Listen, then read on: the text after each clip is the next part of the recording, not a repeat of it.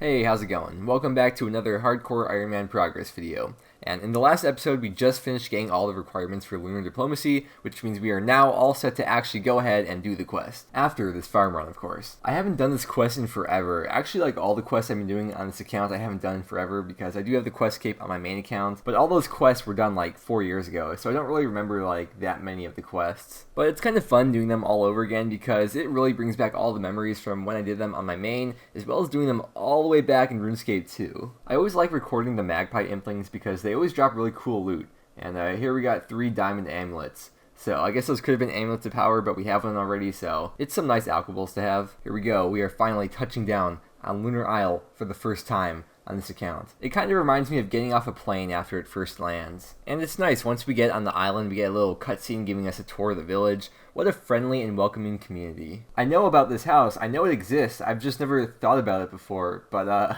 looking at it now, it looks so ridiculous. During the last part of Lunar Diplomacy, there's like 6 different sections that you have to complete, and each section is meant to teach you a different value of life. And just doing this really brought back the memories because this is such a well-made and deep quest, and I know most people skip through the dialogue during quests, but if I could recommend one quest to actually read through, then I would have to say that this would be the one. For this section of the quest, you have to find the right route to take using guess and check, and luckily you don't take any damage when you fall, but otherwise it's like the same type of deal as with Underground Pass.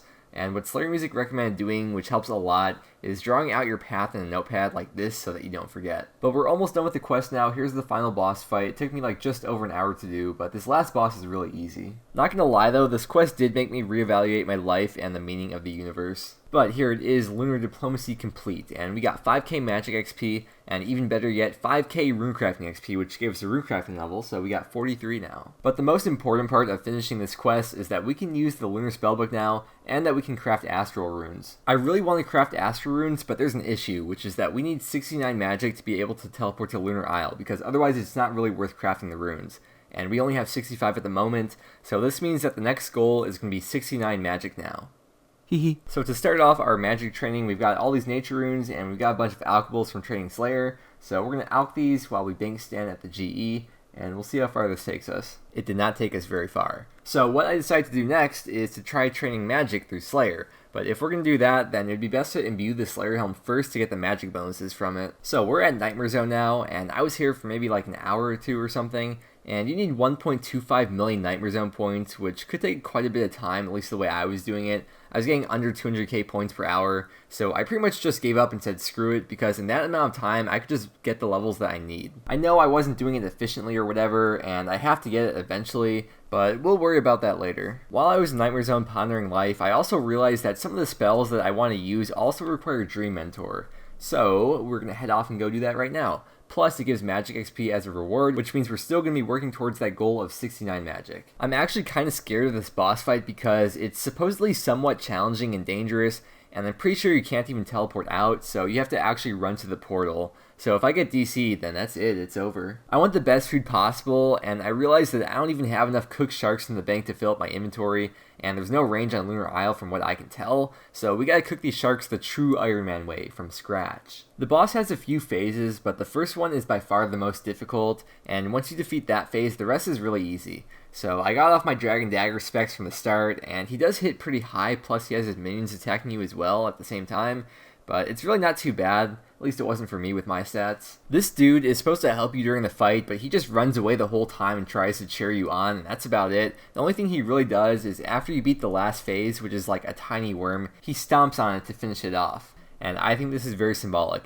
Remember, there's an I in win, but no I in lose. So there we go, this dude is just blessing us with some more lunar spells, and with that we've completed the quest and we got 10k magic XP from it, as well as a 15k XP lamp that we can use in any combat related skill. And that XP lamp is going right into magic, which is enough to push us over the level, so now we've got 66 magic. And with that quest complete, I decided instead of training magic through Slayer and getting like 10k magic XP per hour with Fire Strike, a more efficient way to do it would be through the Mage training arena, so we can start slowly working towards Bones to Peaches. So after depositing these coins and getting the nice XP drop, we got 67 magic, and if we take a look at the rates that we're currently getting like 60k XP per hour, so this isn't bad at all. For spending all this time here and helping out so much, we got this great reward of 960 coins. This has to be the new money making meta. There are so many bots that are doing the enchantment room, like you have to keep hopping over and over. I mean, look at this guy right here. Take a look at his stats. I know it's rude to make assumptions, but come on, man. Okay, so here is 68 magic,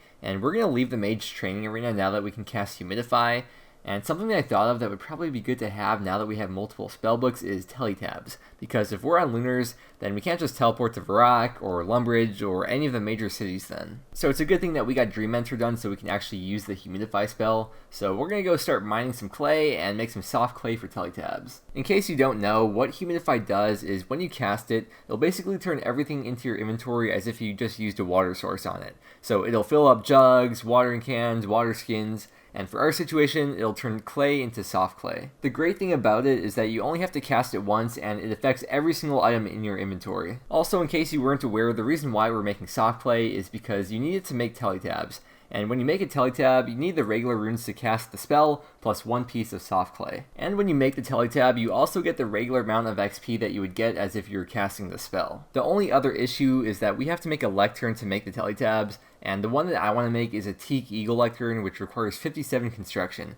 So after the soft clay grind, you already know what's going to happen next. By the way, when you cast the Humidify spell, there's like an insane delay. And I don't know what it would look like from someone else's perspective, but from my screen, it looks like I actually teleport a few squares forward. So I don't know if this could be used for like some insane PKing method, but yeah, it's pretty cool. So I ended up making around just under 1500 soft clay, which I think should be just enough to get us to 69 magic, which will work out perfectly. So after we make the teletabs, we can start crafting astral runes. But we still have all that GP from gargoyles, and we definitely have enough GP for the construction grind. And I think we should just go all the way to 57 construction, even though we could easily boost for it.